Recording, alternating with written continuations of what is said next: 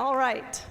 I'm going to show you a couple of images from a very diverting paper in the Journal of Ultrasound in Medicine. I'm going to go way out on a limb and say that it is the most diverting paper ever published in the Journal of Ultrasound in Medicine. The title is Observations of In Utero Masturbation. Okay, now on the left, you can see the hand, that's the big arrow, and the penis on the right, the hand hovering. And over here we have, in the words of radiologist Israel Meisner, the hand grasping the penis in a fashion resembling masturbation movements. Bear in mind, this was an ultrasound, so it would have been moving images. And orgasm is a reflex of the autonomic nervous system. Now, this is the part of the nervous system that deals with the things that we don't consciously control, like digestion, heart rate, and sexual arousal. And the orgasm reflex can be triggered by a surprisingly broad range of input. Genital stimulation, duh.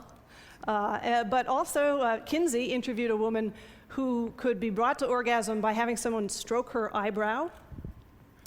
People with spinal cord injuries, like paraplegias, quadriplegias, will often develop a very, very sensitive area right above the level of their injury, wherever that is. There's such a thing as a knee orgasm in the literature. I think the most curious one that I came across was it was a case report of a woman who had an orgasm every time she brushed her teeth. This was something in the complex sensory motor action of brushing her teeth was triggering orgasm, and she went to a neurologist who was fascinated, and he checked to see if it was something in the toothpaste, but no, it happened with any brand.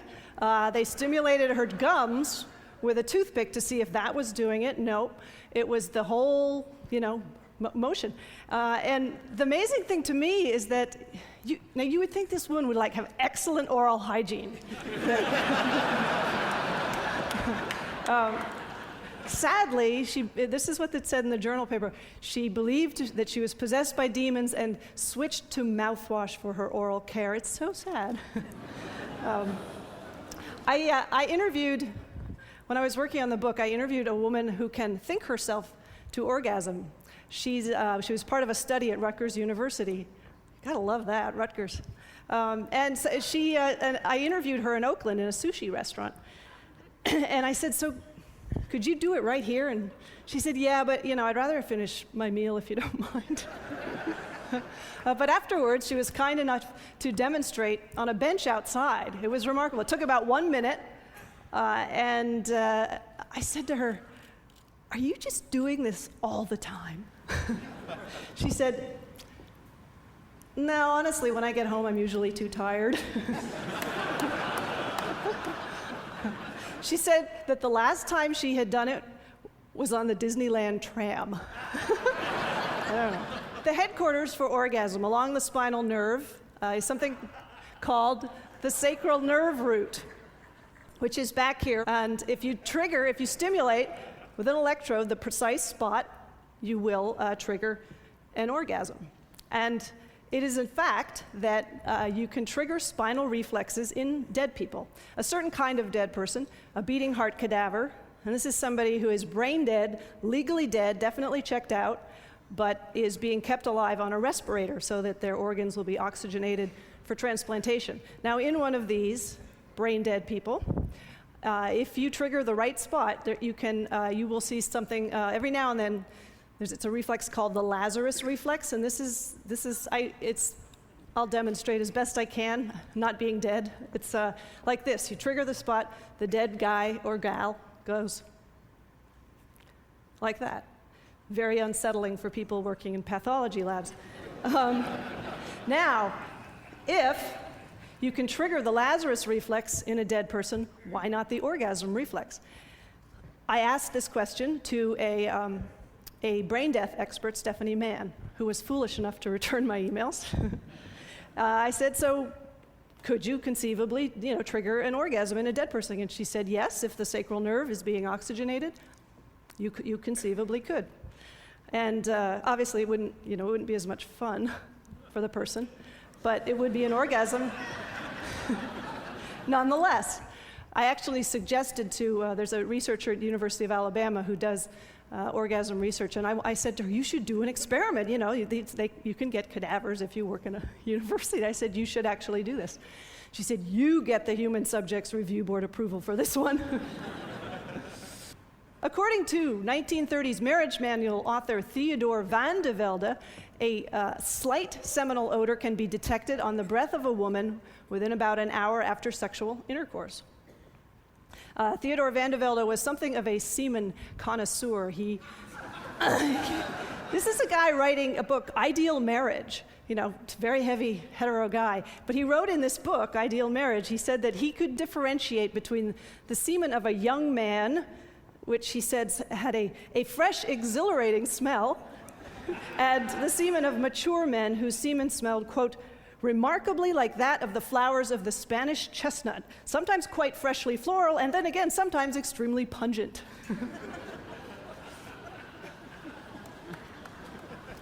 Okay, in 1999, in the state of Israel, a man began hiccuping. And this was one of those cases. It went on and on. He tried everything his friends suggested. Nothing seemed to help. Days went by. At a certain point, the man, still hiccuping, had sex with his wife. And lo and behold, the hiccups went away. And he told his doctor, who published a case report in a Canadian medical journal under the title, Sexual Intercourse is a Potential Treatment for Intractable Hiccups. I love this article because at a certain point they suggested that unattached hiccupers could try masturbation. I love that because there's like a whole demographic, unattached hiccupers. No, married, single, unattached hiccuper. In the 1900s, early 1900s, gynecologists, a lot of gynecologists, believed that when a woman has an orgasm, the contractions serve to suck the semen up through the cervix and sort of deliver it really quickly to the egg, thereby upping the odds of conception. It was called the upsuck theory. And if you go all the way back to Hippocrates, physicians believed that orgasm in women was not just helpful for conception, but necessary. You would have the doctors back then were routinely telling men the importance of pleasuring their wives.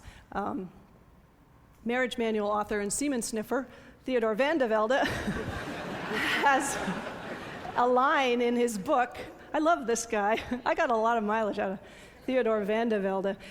He had this line in his book that supposedly comes from the Habsburg monarchy, where there was an Empress Maria Theresa who was having trouble conceiving, and apparently the royal court physician said to her, I am of the opinion that the vulva of your most sacred majesty be titillated for some time prior to intercourse.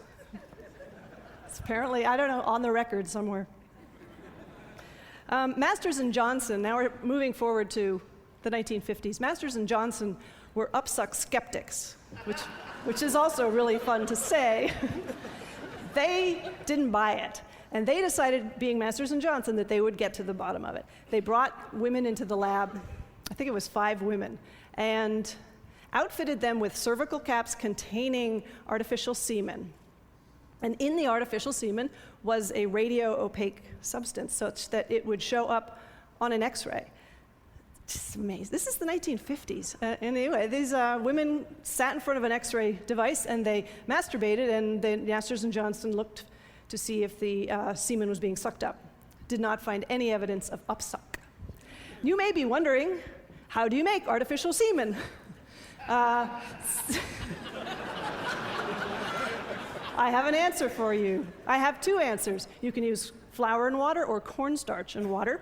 I actually found 3 separate recipes in the literature. My favorite being the one that says, they have the ingredients listed, and then, in a recipe it'll say, for example, yield 2 dozen cupcakes. This one said, yield 1 ejaculate. There's another way that orgasm might boost fertility. This one involves men. Sperm that sit around in the body for a week or more start to develop abnormalities that make them less effective at head-banging their way into the egg. British sexologist Roy Levin has speculated that this is perhaps why men evolved to be such enthusiastic and frequent masturbators. he said, if I keep tossing myself off, I get fresh sperm being made, which I thought was an interesting theory. So now you have an evolutionary excuse.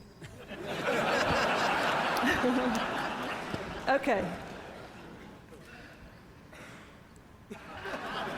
Alrighty, there is considerable evidence for upsuck in the animal kingdom. Pigs, for instance. In Denmark, the Danish National Committee for Pig Production found out that if you sexually stimulate a sow while you artificially inseminate her, you will see a 6% increase in the farrowing rate, which is the number of piglets produced. So they came up with this plan, this 5-point stimulation plan for the sows, and they had the farmers, there's posters they put in the barn, and they had a DVD, and I got a copy of this DVD. And this is my unveiling, because I'm going to show you a clip. Okay, now here we go. See, in it, la la la, off to work. And it all looks very innocent. Okay, he's going to be doing things with his hands that the boar would use his snout. Lacking hands. Okay. This is the boar has a very odd courtship repertoire. This is to mimic the weight of the boar. You should know the clitoris of the pig inside the vagina, so this may be sort of titillating for her. Here we go.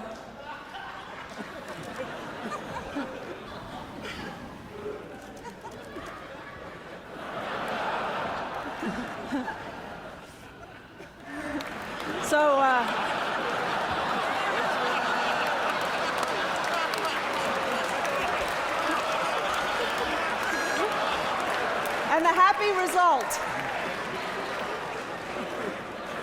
I love this video. There's a point in this video towards the beginning where they zoom in for a close-up of his hand with his wedding ring, like as if to say, it's okay, it's just his job. He really does like women. Okay, now I said when I was in Denmark, my host was named Anne-Marie, and I said, so why don't you just stimulate the clitoris of the pig? Why don't you have the farmers do that? That's not one of your 5 steps. She said, I have to read you what she said because I love it. She said, it was a big hurdle just to get farmers to touch underneath the vulva. So we thought, let's not mention the clitoris right now. Shy but ambitious pig farmers, however, can purchase, this is true, a sow vibrator that hangs on the sperm feeder tube to vibrate. Because as I mentioned, the clitoris is inside the vagina, so possibly, a little more arousing than it looks. And I also said to her, now these sows, you may have noticed the sow doesn't look to be in the throes of ecstasy, and she said, you can't make that conclusion because animals don't register pain or pleasure on their faces in the same way that we do. They tend to, pigs, for example, are more like dogs. They use the upper half of the face. The ears are very expressive, so you're not really sure what's going on with the pig. Primates, on the other hand, we use our mouths more. This is the ejaculation face of the stump-tailed macaque. And, interestingly, this has been observed in female macaques, but only when mounting another female. Masters and Johnson in the 1950s, they decided, okay, we're going to figure out the entire human sexual response cycle, from arousal all the way through orgasm in men and women, everything that happens in the human body. Okay, with women, a lot of this is happening inside. This did not stop. Masters and Johnson, they developed an artificial coition machine, and this is basically a penis camera on a motor. There's a phallus, clear acrylic phallus with a camera and a light source attached to a motor that's kind of going like this. And the woman would have sex with it, and that's what they would do. Pretty amazing. Sadly, this device has been dismantled. This just kills me, not because I wanted to use it. I wanted to see it. One fine day, Alfred Kinsey decided to calculate the average distance traveled by ejaculated semen. This was not idle curiosity. Dr. Kinsey had heard, and there was a theory kind of going around at the time, this being the 1940s, that the force with which semen is thrown against the cervix was a factor in fertility. And Kinsey thought it was bunk, so he got to work. He got together in his lab 300 men, a measuring tape, and a movie camera. And in fact, he found that in 3/4 of the men, the stuff it just kind of slopped out. It wasn't spurted or thrown or ejected under great force. However, the record holder landed just shy of the 8-foot mark, which is impressive. Yes, exactly. Sadly, he's anonymous. His name is not mentioned. In his write-up of this experiment, in his book, Kinsey wrote, "2 sheets were laid down to protect the oriental carpets." Which is my second favorite line in the entire oeuvre of Alfred Kinsey, my favorite being, "Cheese crumbs spread before a pair of copulating rats will distract the female, but not the male." Thank you very much.